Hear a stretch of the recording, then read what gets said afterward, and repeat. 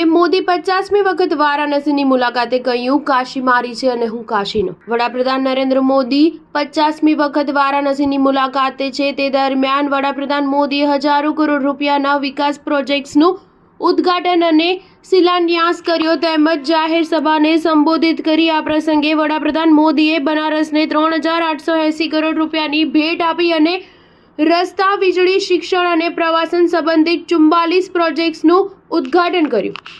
આ પ્રસંગે ઉત્તર પ્રદેશના રાજ્યપાલ આનંદીબેન પટેલ અને મુખ્યમંત્રી યોગી આદિત્યનાથ પણ હાજર હતા. વડાપ્રધાન મોદીએ શુક્રવારે કાશીમાં ₹3880 કરોડના પ્રોજેક્ટ્સનો શિલાન્યાસ કર્યો. આ માહિતી આપતા વારાણસીના વિભાગીય કમિશનર કૌશલ રાજ શર્માએ જણાવ્યું કે આ પ્રોજેક્ટ્સમાં ગ્રામીણ વિકાસ પર કેન્દ્રિત યોજનાઓનો સમાવેશ થાય છે. તેમાં 130 પીવાના પાણીના પ્રોજેક્ટ્સ, 100 નવા આંગણવાડી કેન્દ્રો, 356 લાઇબ્રેરી, પિંદરા ખાતે પોલિટેકનિક કોલેજનું નિર્માણ અને સરકારી ડિગ્રી કોલેજનો સમાવેશ થાય છે. આ સિવાય વડાપ્રધાને પોલીસ લાઇનમાં ટ્રાન્ઝિટ હોસ્ટેલ તેમજ 4 ગ્રામીણ રસ્તામાં પોલીસ બેરેકનું પણ ઉદ્ઘાટન કર્યું. કાશીમાં વિકાસ પ્રોજેક્ટ્સનું ઉદ્ઘાટન અને શિલાન્યાસ કરતી વખતે વડાપ્રધાન મોદીએ કહ્યું કે હું કાશી આપેલા પ્રેમનો ઋણી છું.